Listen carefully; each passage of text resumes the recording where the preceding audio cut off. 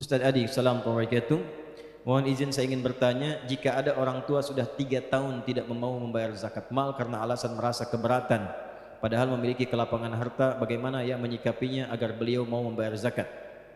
Dan jika sebagian orang tua tersebut disimpan anaknya tetapi kepemilikannya masih punya orang tua tersebut, apakah boleh anaknya menggunakan uang itu untuk membayar zakat orang tuanya tanpa meminta izin dulu? Mengingat orang tua itu merasa berat membayar zakat dan setiap diingatkan responnya selalu negatif dan menghindar dari pembicaraan. Pertama, Quran surah ke-16 ayat 125. A'udzu billahi minasyaitonir rajim. Bismillahirrahmanirrahim. Ud'u ila sabili rabbika bil hikmah wal mau'izatil hasanah wajadilhum billati hiya ahsan. Jika ada orang yang belum paham, belum mengerti terhadap ketentuan Allah, maka pahamkan dengan hikmah dulu. Apalagi kalau levelnya di atas. Jangan masuk lewat nasihat. Karena orang di atas itu biasanya jarang ingin menerima nasihat. Ya, inginnya memberi nasihat. Jadi kalaupun masuk gak langsung diterima. Ya, makanya apa yang harus dilakukan? Yang dilakukan dicontohkan langsung dalam kisah Nabi Musa alaihi salam, yaitu berdoa pada Allah Subhanahu wa taala untuk melembutkan hatinya. Jadi kalau ada yang keras, doa dulu supaya lembut. Kalau keras ketemu keras, pecah nantinya. Orang Arab mengatakan al-hadidu bil hadidi yuflahu. Batu ketemu batu, pecah nantinya. Maka apa yang dilakukan? Bangun di waktu-waktu mustajab dan di tempat-tempat yang mustajab. Kayak sekarang nih di majelis ilmu, berdoa, mohon kepada Allah untuk melembutkan hati ayahanda, hati ibunda. Bangun tahajud. Ya, kalau perlu nanti bisa ikut, misalnya di samping ibu, ikut tidur sama-sama, malamnya bangun tahajud. Lalu berdoa kepada Allah, gak usah ngasih tahu orang tua, berdoa aja minta, ya Allah, sayangi ayahku, sayangi ibuku, ya Allah, bertanya, muliakan kami, ringankan hisab kami di akhirat nanti. Minta dengan tulus, dengan mohon pada Allah, ya Allah, berikan kesempatan untuk berbakti dalam kebaikan. Terima kasih Engkau mengizinkan kami sholat. Ya Allah, jangan jadikan harta kami dari orang tua menjadi beban yang memperlambat kami ke surga. Jangan jadikan beban yang menghinakan kami di dunia. Ya Allah, ringankan kami untuk beribadah kepadamu lewat zakat. Minta sekali, gak usah bilang orang tua. Sekali, 2 kali, 3 kali, insya Allah dalam waktu-waktu tertentu melembut hatinya, walaupun Anda tidak menyampaikan kata-kata itu langsung kepadanya. Ini pernah ada kasus, sering saya sampaikan, saya balik ya, kasusnya terbalik. Ini anak diminta sholat oleh ibunya nggak mau, capek. Ini kisah nyata, saya sering sampaikan berulang-ulang. Datang kepada kami konsultasi, ibunya sudah haru, ya nitikan air mata, anak saya nggak sholat Ustaz, saya takut dihisab di hari kiamat, bagaimana? Udah ibu sampaikan berulang-ulang, bagaimana responnya? Cuek dia. Udah bu, nggak usah disampaikan lagi. Ibu malam ini tidur di sampingnya, temani, malam bangun sholat. Ibu nggak usah minta anaknya bangun, ibu sholat, minta kepada Allah, mohon doa kebaikan. Ya Allah, Engkau yang telah amanahkan dia kepadaku, aku yang mengandungnya, aku yang melahirkannya, jangan jadikan dia, ya Allah, menyulitkan hisabnya di hari kiamat karena kelalaianku. Ampuni dosaku ya Allah.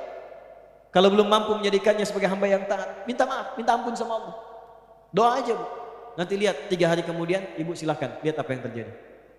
Itu 3 hari kemudian ibunya datang pagi-pagi jam 7, wajahnya sudah gembira, tangannya megang nasi uduk. Dari jauh, Ustaz katanya, Masya Allah, ibu senang sekali. Iya katanya, Alhamdulillah anak saya sudah sholat. Oh, kok bisa? Saya bilang. Rupanya di malam ketiga itu dia bangun, dia nangis, langsung dia peluk ibunya. Mama, maafkan saya, saya tidak bermaksud begitu mama. Kan? Saya pengen sholat, tapi keluarlah kata-kata yang itu menjadi kunci. Saya kan nggak sholat karena mama, papa lu kan nggak sholat juga. Tuh, papa lu nggak sholat juga, bapaknya ini contoh tuh. Masuk kan? Jadi ukurannya itu, kadang orang tua itu, orang tua. Oke, maaf saya nggak bermaksud mengajari ya Pak ya, Bu. Antum ikhwan, sehebat-hebatnya antum di luar, pulang ke rumah itu anak tuh nunggu bapaknya. Bukan status antum di kantor. Antum direktur di kantor, pernah nggak pulang nyampe rumah dipanggil, Pak Direktur? Enggak kan? Ayah, papi, itu kan? Saya di sini Ustadz, di luar saya dipanggil Syekh, ada yang manggil Kiai. Tapi apakah saya pulang ke rumah dipanggil demikian? Ustadz? Enggak. Anak saya yang kecil-kecil, usia 2 tahun, nunggu malam-malam. Begitu saya datang, Buya! Mereka ingin bapaknya, ingin buyanya. Buya! Ayo, yuk, main kuda-kudaan yuk. Ingin ada yang menunjukkan gambar, sampai sekarang saya masukkan ke tas saya. Nunggu kami pulang, kadang sehari 2 hari malam pulang, cuman buat nunjukin, bikin gambar, bapaknya jadi berangkat untuk mengajar. Dia tulis di bawahnya, I love you Buya. Saya bawa terus tuh, saya bawa. Dan itu mahal teman-teman, mahal gitu ya. Jadi saya pikir yang pertama doakan dulu. Yang kedua, kalau sulit seperti itu, isi lingkungannya dengan informasi-informasi seputar zakat. Bacaan-bacaan zakat, dengarkan ceramah-ceramah seputar zakat. Undang ya ustadz untuk memberikan pencerahan misalnya. Ya Pak, udah lama kita kayaknya ya nggak pengajian misalnya di rumah, atau ada ustadz bagus nih begini-begini dan sebagainya. Boleh nggak kalau kita ke rumah kita undang begini-begini? Ya, datang ke rumah. Jadi datang lewat orang lain, orang ketiga. Share ya, atau misalnya yang dikenali dari temannya, ceritakan tentang keutamaan zakat dan sebagainya. Jangan diceritakan bapaknya belum bayar zakat.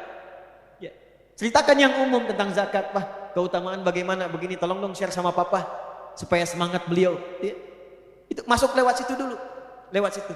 Ya mudah-mudahan dengan skema seperti itu nanti datang mau'izatul hasanah, kalaupun diskusi sudah ada bahan dan insya Allah lebih termotivasi. Masuknya lewat hati, kalau nggak sampai kepikiran masuk lewat hati. Apakah boleh yang dititipkan ke saya dikeluarkan? Tidak, tidak, karena kalau titipan bukan mutlak kepunyaan Anda. Ya, harus disampaikan terlebih dahulu, disampaikan terlebih dahulu, karena kepemilikannya masih bukan di Anda, kepemilikan di orang lain. Ya, di pemilik asalnya. Kecuali kalau itu sudah menjadi bagian dari ya dari Anda misalnya, yang atau diberikan wewenang, ini punya papa tapi bebas terserah kamu mau gunakan apa misalnya. Ya, maka Anda gunakan sebagai bagian dari zakat, itu sah untuk dilakukan. Jelas ya? Izinkan saya turut mendoakan semoga Allah Subhanahu wa taala melembutkan hati beliau dan memberikan hidayah serta taufik kepada beliau dan menjadikan beliau insyaallah termasuk dalam golongan yang diridhai oleh Allah Subhanahu wa taala.